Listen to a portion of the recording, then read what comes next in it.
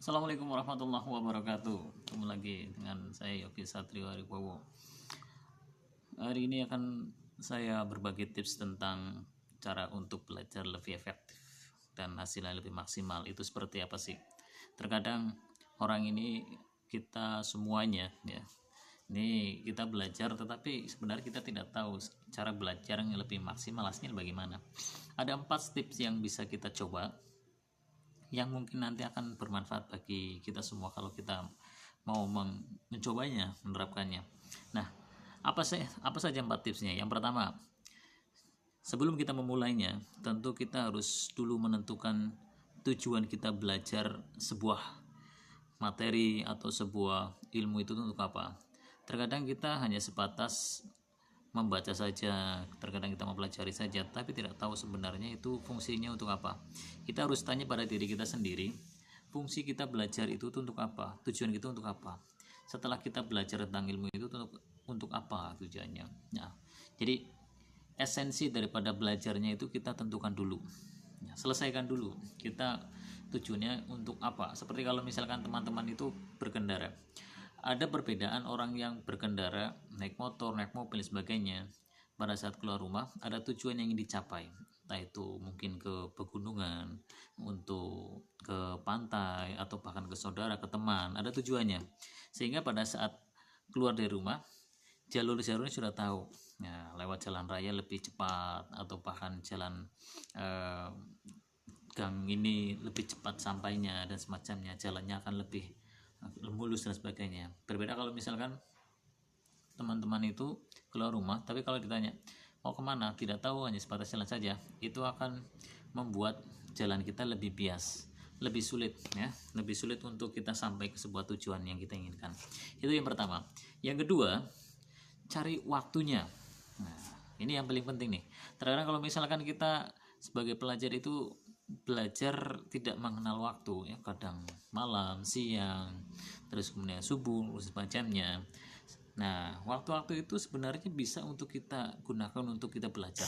Namun alangkah baiknya kalau misalkan kita belajar itu sesuai dengan kapasitas kita atau prime time kita untuk belajar. Ada orang yang suka belajarnya itu di waktu yang tenang, yang sunyi, tanpa ada gangguan. Maka carilah tempat waktu yang memang waktu itu untuk bisa kita belajar lebih maksimal. Misalkan di malam hari saat orang-orang sudah terlelap tidur, atau bahkan di waktu subuh sebelum orang-orang itu bangun. Jadi suasananya lebih senyap, lebih rileks, lebih tenang, dan pikirannya lebih fresh tanpa ada gangguan apapun. Tapi terkadang juga ada orang yang suka belajar dengan menggunakan musik. Nah, misalkan teman-teman ada nih teman-temannya yang kalau misalkan belajar itu justru bisanya pakai musik. Nah, ini juga harus kita tentukan kapan waktunya, nah, dan bagaimana macam itu. Yang ketiga, ini tidak kalah penting, tempatnya. Nah, setelah tadi ada waktunya, cari tempat nih, di mana tempat yang oke, yang bagus untuk kita belajar. Nah, karena kalau misalkan orang itu belajar yang tadi, yang poin yang pertama itu, yang kedua itu, yang dimana belajarnya harus tempat yang tenang, biasanya tempatnya itu lebih sunyi, menyendiri, ya, tidak banyak orang. Nah, itu bisa dilakukan. Nah, kalau misalkan tipenya orang semacam itu, maka harus mendesain tempat belajarnya itu jauh dari keramaian, ya.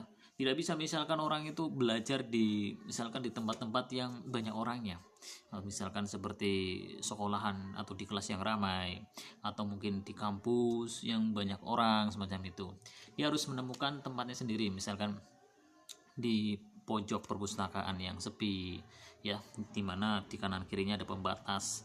Nah, kemudian mungkin di tempat-tempat yang memang beda orang pada umumnya, seperti misalkan di kamar yang memang tidak ada orang semacam itu. Tapi ada juga yang memang orang itu, yang tipe yang kedua itu kalau belajar itu menggunakan musik ya. Biasanya orang semacam ini justru kalau belajar itu melihat kepada tempat yang memang dia lebih enak, lebih santai macam itu.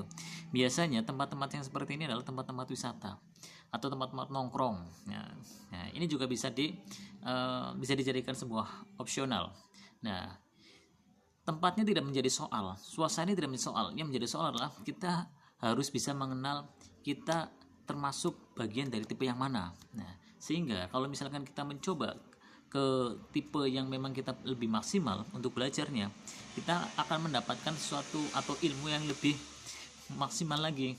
Nah, dibandingkan kalau misalkan hanya sebatas belajar saja tanpa mengidentifikasi kita termasuk tipe yang mana. Nah, ini yang tidak kalah penting adalah yang terakhir, yaitu adalah yang keempat. Setelah kita belajar semua tentang kita sudah tahu tujuan kita belajar itu apa. Nah, mungkin kita tujuannya untuk supaya kita mengupgrade diri, ya, supaya kita menambah skill, atau bahkan mungkin kita supaya berkompetisi dengan temannya. Kalau misalnya kita di kelas sebagai pelajar, ya, ingin mengalahkan temannya, saling kompetisi, ya, suatu hal yang baik semacam itu, atau sebagai pembuktian bahwa kita bisa untuk belajar tentang suatu hal itu. Nah, pada saat kita sudah selesai tujuan kita, sudah tahu maksud kita untuk belajar untuk apa. Yang kedua yang tadi adalah cari waktunya, ya. Yang ketiga adalah tempatnya, dan yang keempat yang tidak kalah penting adalah buat ringkasannya. Ini yang paling penting, atau resumenya. Jadi kalau misalkan anak-anak itu suka terhadap belajar yang memang menceritakan kembali, kalau misalnya kita melihat anak-anak itu biasanya kalau ada kegiatan sesuatu pasti dia cerita. Nah, dengan cerita itu akan membuat materi itu, pelajaran itu, informasi itu tidak mudah lupa. Nah, repetisi of mother of skill. Maksudnya gimana?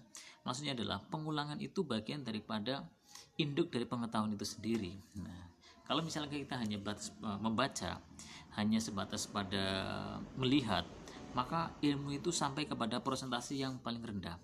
Tapi kalau kita ingin menaikkan presentasinya, maka kita harus melakukan repetisi. Ya, repetisinya berupa apa? Kalau misalkan kita belajarnya sebagai kita seorang pelajar, maka repetisinya berupa membuat sebuah rangkuman. Itu repetisi yang paling dasar. Nah, dengan kita membuat rangkuman, kita diajak untuk mengingat kembali, berpikir kembali apa materi, apa pelajaran yang sudah kita pelajari sebelumnya. Nah, kemudian kita tuangkan. Nah, kita tuangkan dalam sebuah tulisan atau meresum rangkuman itu, sehingga nanti daya memori kita akan lebih maksimal, lebih kuat dibandingkan dengan tanpa melakukan repetisi rangkuman itu sendiri. Nah, itu saja tips untuk kita belajar lebih maksimal. Sampai jumpa.